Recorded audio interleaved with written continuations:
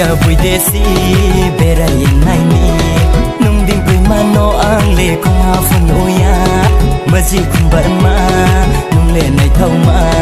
nung din nai thau no ang le trele nok nai ya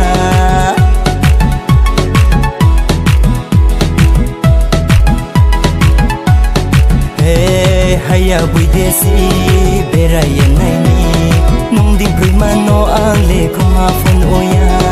maji khumbar ma nung le nai thau ma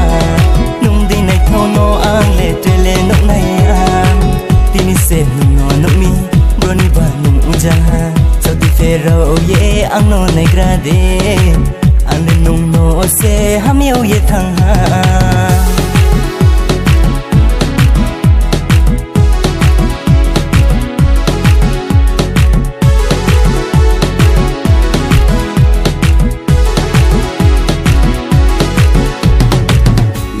Mo going to mole na ya po yung naya